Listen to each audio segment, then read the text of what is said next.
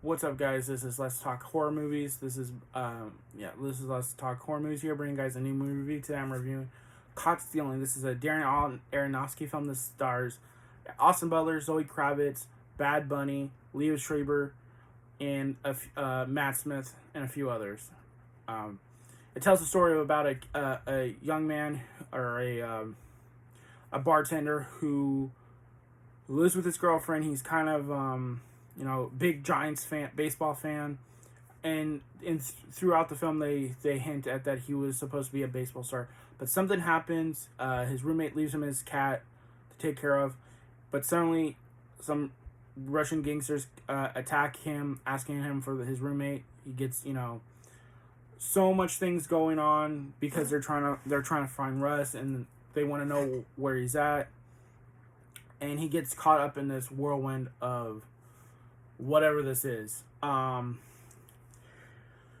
This was a damn good fun movie. This was a damn good movie, I think, in my opinion. Now, I haven't heard the because it comes out next week, because this is an early screening on Saturday. I saw this. I really dug. I think it's really good. I think Austin Butler really gives a damn good performance. I think he shows even more and I really liked him in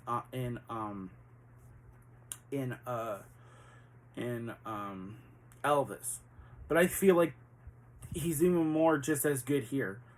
Now, I think obviously Elvis was meant to be an Oscar level performance. I don't know if it's quite Oscar level, but I think he's very charismatic. He has a likable personality, even with the things in his past in the film that they go through, and it deals with him learning to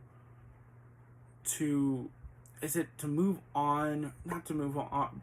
I think to move on and move forward, and also deal with what's in front of you instead of running. Yeah, deals with what's in front of you. Don't run from it, because if you keep on running from it, it's going to keep coming after you, kind of thing. So, and I really like that about it. There's some really nice shots. Like, there's a scene on the beach where he's really upset and he's just punching the sand, and he's just the emotional, but the cinematography and the way it's lit, is one of my favorite shots in the movie. I know it's kind of, and just specifically, it was just, there was something about that shot. It was just Darren Aronofsky brings something really different from what I've seen.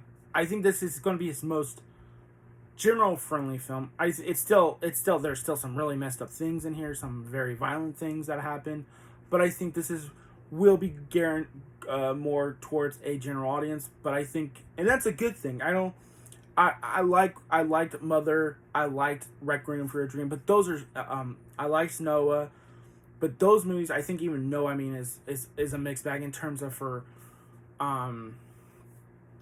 but those movies were very much especially Mother was a very angry film from him. And I think he's even admitted that. So, and those movies are just especially Requiem and Mother. Those are not going to be for everyone. Those are very hard movies, very depressing and messed up in so many ways. These have messed up moments, and there's a scene that something happens in the movie, and you're just they really went there now, and because I didn't expect it. I went even into was in the theater. I was like, oh, what the really? So it was at first I was like, oh man. And there's another thing where there's a situation with a character that is a bit obvious where this character goes. So I was kind of a little disappointed in that. That was kind of in terms of just how it felt obvious, I guess, in that scene specifically, because I didn't catch on to it earlier in the film, but I should have realized once I got into that scene. But I think, but yeah, Zoe Kravitz is really good in here. She has she's charming, and she's obviously stunning, beautiful, and her chemistry with Austin, I think, is really great. They really like each other. But but Austin Butler's character still deals with all the grief from his past, and he doesn't know how to talk about it, and she even says, can this work? I want to know you'll do what you have to do, kind of thing, where he's afraid to to deal with things. He kind of just wants to run. He just runs from it. And that movie in it that gets explored throughout the film, and ultimately it leads him to where he needs to what happens. Something happens in his past, kind of thing, and it ultimately he has to get to where he needs to be. But she's good.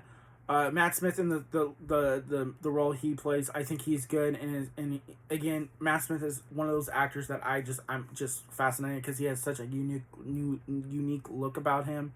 He just stands out. But I think he's really good. I liked him. I really liked him in Morbius. I liked him in Terminator Genesis. Acknowledge that he's not in that movie a lot, but I was a big fan of that casting for it. And him in that role, just in that movie, and I like him. He was in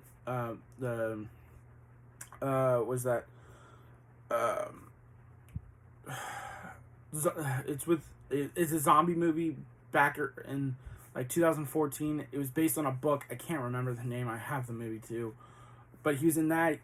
He was Doctor Who, but I've always liked him what I've seen him in, and I want to see more of him. Regina King, she's good in the movie. Liev Schreiber is good. I think everyone does the role really good, but I think this is Austin Butler's show. Oh, and the cat, it's adorable. Like if you love cats, you're gonna love this cat. The cat is funny too, and so yeah. I really don't want to get into much more. I really hope a lot of you guys do end up liking this. I hope I'm not one of the people that just like, oh wait, this was not good. Oh man, and I mean this was an early screening at AMC for me. I was just like I want to go see this. I've been really curious about it. The nitpick I would say is because they talk about the San Francisco Giants a lot. If you know me, I'm a big Dodgers fan. So, and ironically, me and I think there was a couple other people wearing Dodger stuff, and he's talking about the Giants and the pennant race, wild card. They do mention Dodgers a couple times. One has to do with Gil Hodges, and the other time was he talks to the Dodgers, but they also lost to the Dodgers beat the Giants 2-0 in a game he's watching on the TV, which I think is just something I just want to note. That's one of my nitpicks. Again, the other nitpick I have is more of the certain character choice they make in terms of where that character goes from. It's the obvious scene. I feel like in this scene, it's But again, I think for Darren, this is again his most different film, like most general friendly film, and it's really interesting where he goes. I think it's really well directed. It's really well shot. It feels cinematic. If it doesn't feel, I don't know if it's shot in film because it has this graininess to feel like, because the film takes place in '98, which I think makes a lot of sense. I really dug this movie. I think this is a movie you guys should go and check out. Hopefully I gave you guys enough to really be interested. Some people called it was it only 24 hours or something like that, or it's only hours or something with, I think it was with Eddie Murphy and Nick Nolte, something like that. Some have said that's what this feels like. I haven't seen that movie, so I can't say on my experience, but just from what some people have mentioned, that's how this movie feels. But it's a wild, fast-paced ride. It is a great time. Austin Butler, the whole cast just gives it their all. I definitely would recommend it.